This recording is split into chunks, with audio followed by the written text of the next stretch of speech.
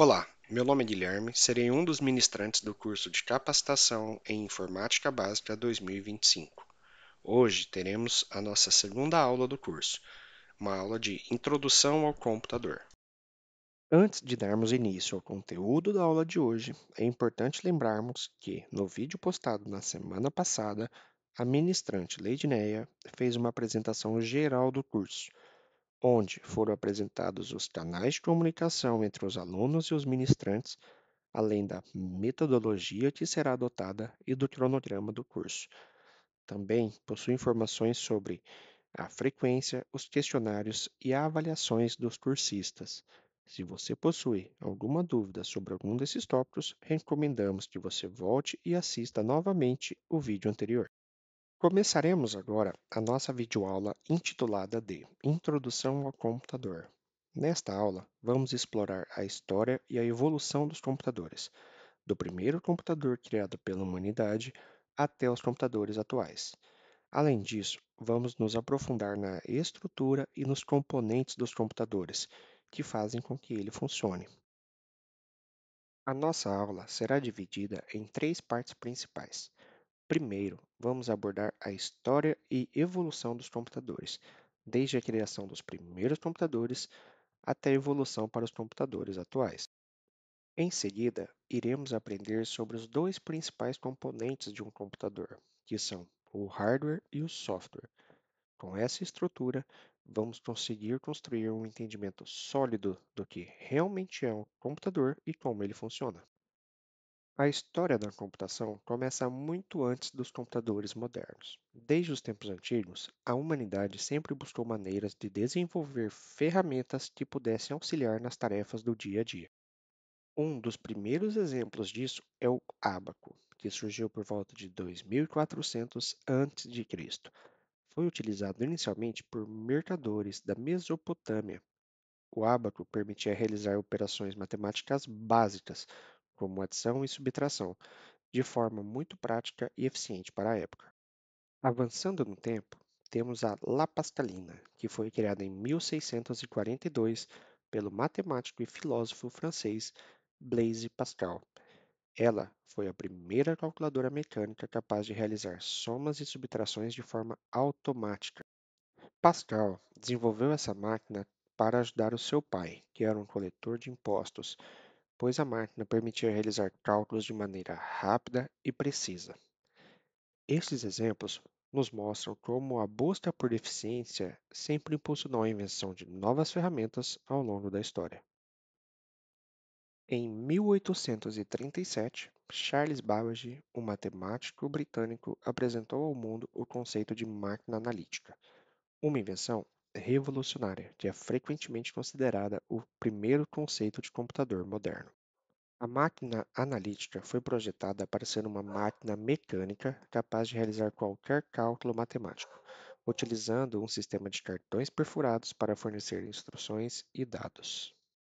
A máquina foi concebida com quatro componentes principais: o armazém, que funcionava como uma memória para armazenar os números e resultados intermediários, o mecanismo de cálculo, que executava as operações aritméticas, os cartões perfurados, que traziam as instruções e dados para a máquina, e uma impressora, que registrava os resultados dos cálculos.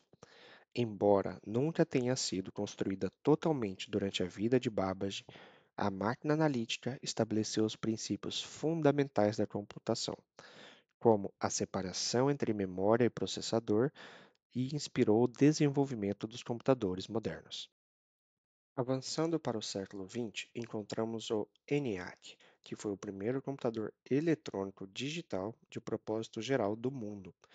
Foi desenvolvido entre 1943 e 1945 por John Eckert e John Mauchly, na Universidade da Pensilvânia, nos Estados Unidos. O ENIAC foi criado para auxiliar o exército dos Estados Unidos durante a Segunda Guerra Mundial. Seu objetivo principal era calcular trajetórias balísticas de maneira mais rápida e precisa, uma tarefa que até então era extremamente demorada e complexa. O ENIAC representou um marco na história da computação, porque, ao contrário das máquinas anteriores, que eram puramente mecânicas, O ENIAC utilizava componentes eletrônicos para fazer as operações matemáticas, o que resultava em uma velocidade nunca vista. Essa velocidade de processamento tornou o ENIAC um instrumento muito valioso, não só para a Segunda Guerra Mundial, mas também para as diversas aplicações científicas e industriais que surgiram após o conflito, pois todo mundo queria utilizar essa tecnologia. O ENIAC também era notável por suas dimensões. Se tratava de um computador gigantesco que ocupava uma área de aproximadamente 167 metros quadrados e pesava cerca de 30 toneladas. Era composto por cerca de 18.000 válvulas termiônicas que atuavam como interruptores eletrônicos. Era por meio dessas válvulas que era realizado os cálculos em alta velocidade. No entanto, essas válvulas geravam muito calor e eram propensas a falhas, exigindo uma manutenção constante dos seus engenheiros. Além disso, a programação do ENIAC era realizada manualmente, por meio da conexão de cabos e ajustes nos interruptores, um processo que poderia levar dias até ser concluído. Mesmo assim, o ENIAC foi considerado um avanço monumental, pois abriu caminho para o desenvolvimento de computadores menores, mais rápidos e mais eficientes, que surgiram nos anos seguintes. Os exemplos de computadores e maquinários apresentados até aqui representam a primeira geração de computadores. Nesse slide, vamos explorar as quatro gerações de computadores, começando pela primeira geração, onde o ENIAC se destacava como exemplo clássico. Essa geração, que durou de 1946 até 1954, foi caracterizada pelo uso de tubos de vácuo e válvulas, dispositivos que controlavam o fluxo de eletricidade dentro das máquinas. Os computadores dessa época utilizavam cartões perfurados para entrada de dados, e a programação era feita de forma manual, através da conexão dos cabos e fios e ajustes nos interruptores. A segunda geração, que começou em 1956, trouxe uma grande revolução com a introdução dos transistores. Esses dispositivos eram menores, mais eficientes e mais confiáveis do que os tubos de vácuo. Além disso, essa geração viu o surgimento da memória magnética e das fitas como armazenamento de memória. A segunda geração também marcou o início das linguagens de programação, que facilitaram o desenvolvimento de software. Exemplos notáveis dessa época incluem os computadores IBM 1401 e o IBM 7094. Na terceira geração, que se estendeu de 1964 até 1971, os circuitos integrados começaram a ser utilizados. Esses circuitos permitiam a integração de milhares de transistores em uma única peça de silício, o que aumentou a capacidade de processamento e reduziu o tamanho dos computadores. A terceira geração também viu o início da multiprogramação, permitindo que vários programas fossem executados simultaneamente, e o surgimento de interfaces mais amigáveis para o usuário. Finalmente, chegamos à quarta geração, que começou em 1971 e continua até os dias atuais. Essa geração é marcada pela introdução dos microprocessadores, que são circuitos integrados ainda mais avançados que os da terceira geração. São capazes de realizar milhões de operações por segundo. Isso levou ao surgimento dos computadores pessoais, que se tornaram amplamente acessíveis ao público geral. Além disso, as redes de computadores e a internet transformaram a forma como trabalhamos, como nos comunicamos e como acessamos as informações, consolidando essa geração como a geração da computação moderna. Mas o que é um computador? Pela definição, um computador é uma máquina capaz de realizar cálculos complexos e processar grandes volumes de dados com rapidez e precisão. Para que isso seja possível, ele é composto por duas partes principais: o hardware, que são os componentes físicos e eletrônicos dos computadores, e o software, que são os sistemas e aplicativos que executam as atividades do computador. Nós abordaremos cada uma dessas partes de forma mais específica a seguir. Iniciaremos falando sobre o hardware. O hardware refere-se a todas as partes físicas do computador, aquelas que você pode ver e tocar. Isso inclui alguns componentes internos, como a placa-mãe, o processador e a memória RAM. e outros componentes externos, como o monitor, o teclado e o mouse. Cada uma dessas peças desempenha um papel fundamental no funcionamento do computador. Abordaremos cada uma dessas peças separadamente. A placa-mãe é a peça central do computador, que conecta todos os outros componentes e garante que eles trabalhem juntos. Ela possui o chipset, que controla o fluxo de dados entre o processador, a memória e os outros dispositivos. É considerada a espinha dorsal do computador. Sem a placa-mãe, nada no computador funcionaria em conjunto. Já o processador, ou CPU, é o cérebro do computador. Isso é porque ele é responsável por executar as instruções do software, realizando cálculos e operações lógicas necessárias para que o sistema funcione.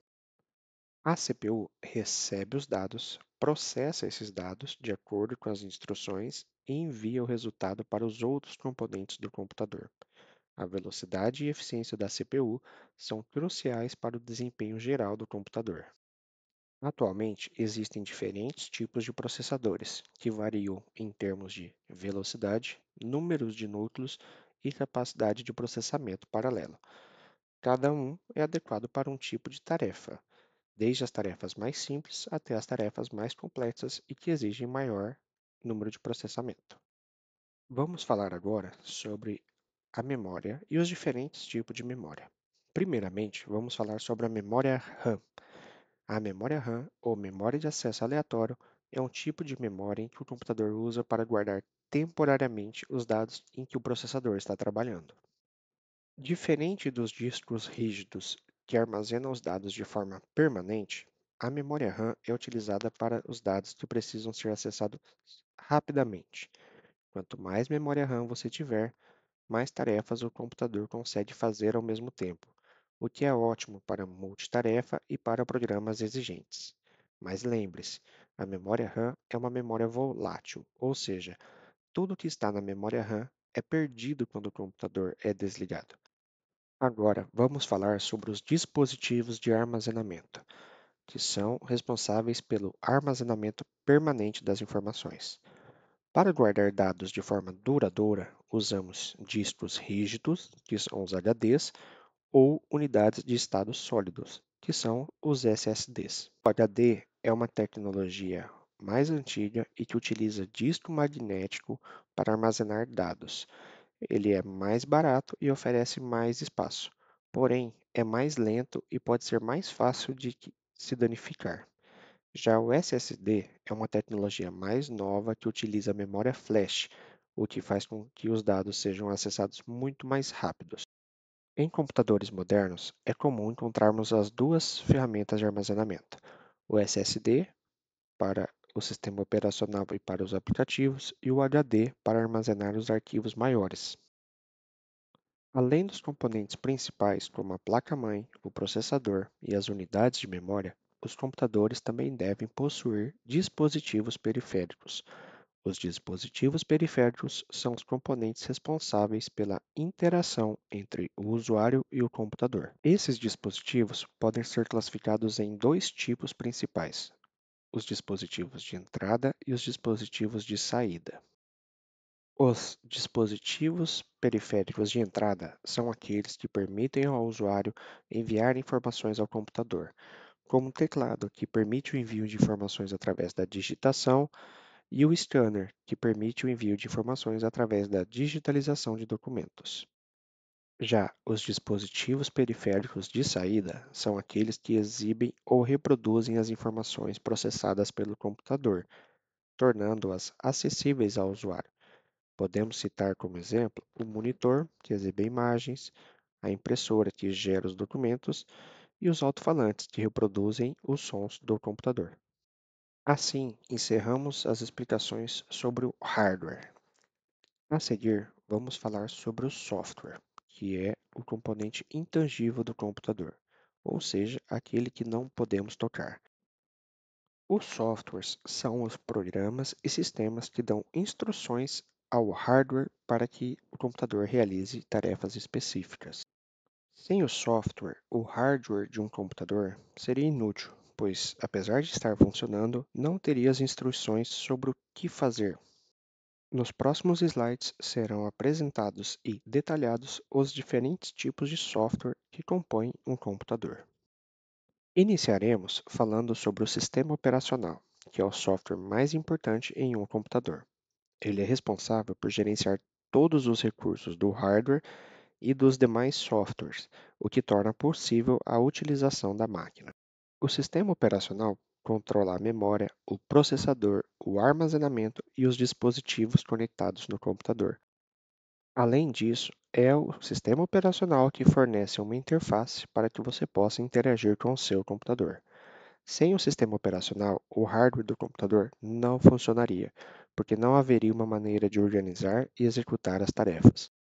Em outras palavras, o sistema operacional cuida de tudo, desde ligar o computador até rodar os programas e gerenciar os recursos. Alguns dos sistemas operacionais mais conhecidos são o Windows, o macOS e o Linux. Cada um tem suas próprias características e funções. Nós vamos explorar alguns deles em mais detalhes nas próximas aulas. Partimos agora para o software de aplicação, que é um tipo de programa criado para ajudar você a fazer as tarefas específicas no computador. Diferente dos sistemas operacionais, que são softwares do sistema que cuidam dos recursos básicos do computador, os softwares de aplicação são usados diretamente por você para as atividades do dia a dia. Como exemplos de softwares de aplicação, citamos os processadores de textos, que ajudam a criar e editar documentos, e os navegadores de internet, que podem acessar a web. Cada um desses programas tem uma função específica e torna o computador uma ferramenta muito útil para várias necessidades. Esses aplicativos são essenciais para o nosso dia a dia, pois nos ajudam muito, seja em tarefas mais simples, como criar um documento, ou tarefas mais complexas, como produzir e editar um vídeo. Para finalizar a nossa aula, vamos falar sobre dois tipos muito importantes de software, que são os drivers e os softwares utilitários. Os drivers são programas que permitem que o sistema operacional se comunique com o hardware do computador. Cada peça de hardware, como a impressora ou a placa de vídeo ou o teclado, precisa de um software específico para funcionar corretamente. Sem os drivers, o computador não consegue reconhecer e utilizar o hardware, o que torna ele quase inútil. Os softwares utilitários são os programas que ajudam a manter e melhorar o desempenho do computador. Eles fazem as tarefas de suporte, como gerenciar arquivos, fazer backups e proteger o computador contra vírus. Esses programas utilitários são essenciais para garantir que o computador funcione bem e de forma segura, evitando problemas e mantendo o sistema otimizado. Dessa forma, nós concluímos a nossa aula de hoje. Ao longo da videoaula, podemos observar a significativa evolução da computação, acompanhando o seu desenvolvimento desde as primeiras ferramentas de cálculo até os modernos computadores pessoais. No decorrer da aula, também exploramos e aprendemos sobre a estrutura básica de um computador, entendendo a importância de seus dois componentes principais: o hardware, que engloba todas as peças físicas do computador, e o software, que inclui os programas e aplicativos que fazem o computador funcionar corretamente. Aproveito para agradecer a companhia e atenção de vocês durante a nossa aula. Gostaria de lembrá-los sobre a obrigatoriedade em responder o questionário referente à aula de hoje, que se encontra na descrição do vídeo e também na mensagem que foi enviada a vocês pelo grupo de WhatsApp. Reforço que todas as nossas aulas ficarão disponíveis aqui no canal do YouTube para que vocês possam assisti-las quando quiserem. Se vocês tiverem alguma dúvida sobre o conteúdo apresentado ou alguma sugestão, basta nos enviar pelo WhatsApp ou e-mail do curso. Nos vemos na nossa próxima aula.